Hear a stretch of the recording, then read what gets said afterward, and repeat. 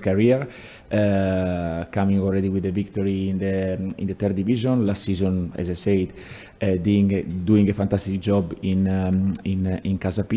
So it's a team that they have like different threats in the way that they play in open play. They have players up front that they have the capacity to move a lot and to find the right gaps to generate damage. They are really powerful in set pieces. They have 3-4 very good headers. So it's a team that in any moment can generate difficulties, and we have to be really well prepared and to continue to the work that we are doing. Sport TV. First of all, I'd like to know if you can give us an update on Samu's condition, if he will be available before the international break. And secondly, talking about Casa Pia, it will be, I believe, a different challenge from what you have experienced against Vitória and Gil Vicente. Two teams that open some spaces because they have high-pressure tactics. Casa Pia, if we have Sporting game as an example, has a thick defense, lower block. Will this open the way to a new strategy for Porto tomorrow? And also, will the free kicks, the corner kicks, have a more important role in a match like this? So about Samu, the situation is under daily evaluation because at the end the injury is an important one, but still open some hope and some faith for a possible recovery before the international break. But it is something that we need to evaluate day by day. So it's difficult to go more in details about this one. And about the game of tomorrow and the possible strategies that we are going to face and the strategies that we are going to apply, like from what I saw in the league right now, but also what I saw in the pre-season match and also with the game of last season, is a team that is alternating moments. So is in some moments they decide to defend a bit lower, but also there are moments where they decide to come much more aggressive. They did last season against big opponents, and they did it with a lot of courage. So we prepared the game according to all the possible scenarios, and after, of course, there are the capacity to read the momentum and to read the type of contraposition is going to be the key. You mentioned the importance of the set pieces, that it's a thread for all the game, possible thread for all the games. So yeah, also there we try to work in the best way possible to have all the weapons ready for the game of tomorrow. Rui? Duas perguntas, two questions, please. First question about Luke de Jong. The player is ready to play 19 minutes the match again tomorrow. Can you repeat the full question, because Luke de Jong is ready to play 90 minutes in the match. Yeah. So Luke is last week he played 74 minutes in a really good rhythm. So I think he's definitely getting closer and closer to play the 90s. Last season he played a lot of matches in a row with also with the midweek with a lot of stretching all the games. So I believe he's almost ready to play also the 90. And the next question about the situation of Rodrigo Moura, the possible transfer to the Saudi Arabia. Are you prepared to lose the player?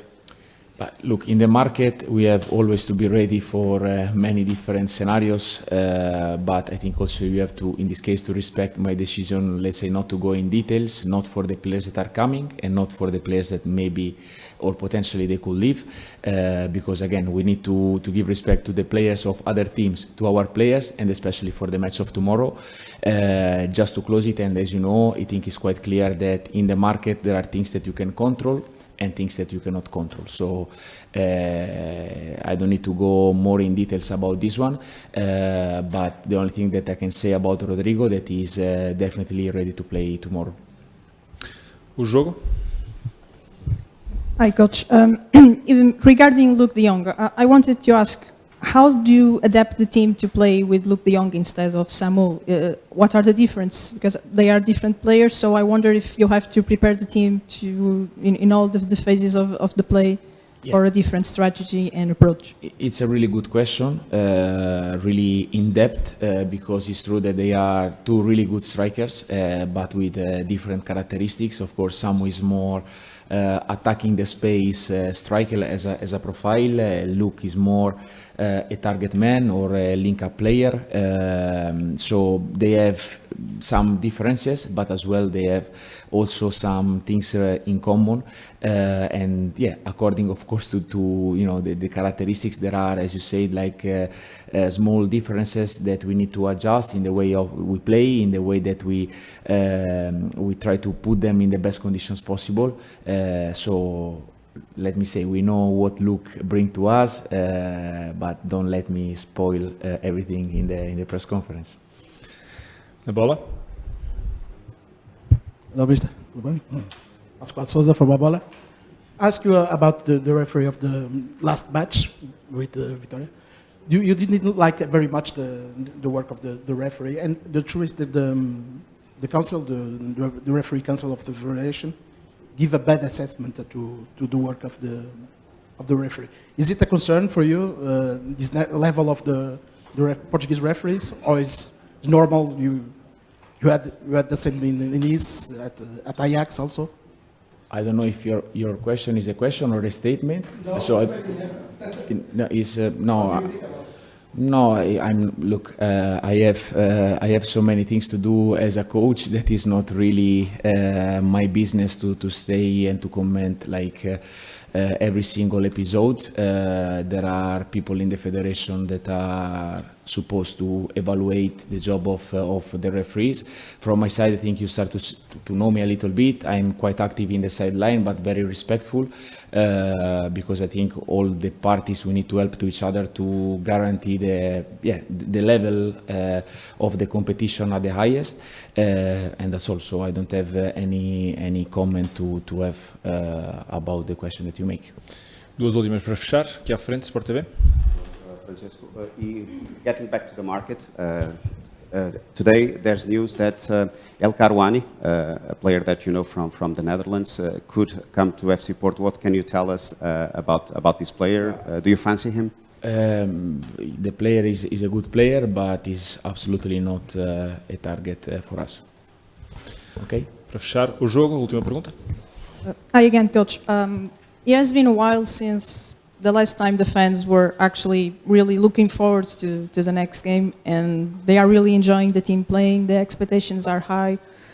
My question is how do you deal with those expectations? Do you try to neutralize in a way to not let the team be overwhelmed with that, or do you use it as a motivation? You have always good question, so congratulations twice.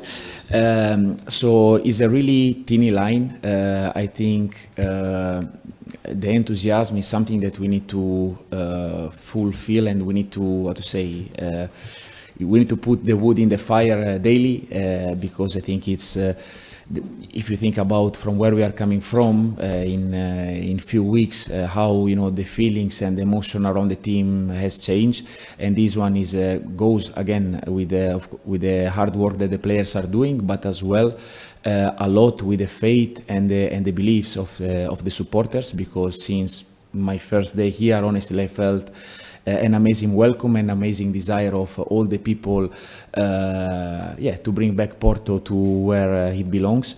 Tomorrow we will have the stadium sold out again, and it's fantastic news, and hopefully we will have many press conferences where we will comment the fact that all the tickets are sold out, and things goes together. So as much as the supporters are with us, easier is to see a certain level of performance, because the players feel the support and feel the passion of Dragao when the mood is on, and as well what the players are going on the pitch, are doing and are putting on the pitch, of course, helps to generate a certain type of environment. So I believe that this is a type of wedding that needs to go side by side, and as I say, this the expectations are really high, and pressure in this case needs to be a privilege, because when you play to compete and to win all the matches is something that requires a lot, but also can give you a lot. So it's up to us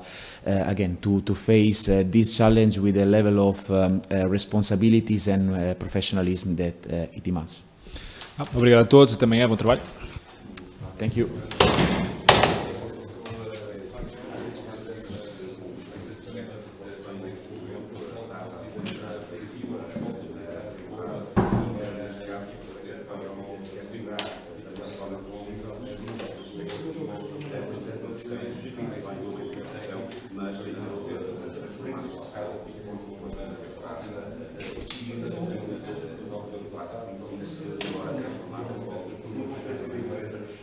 Obrigado.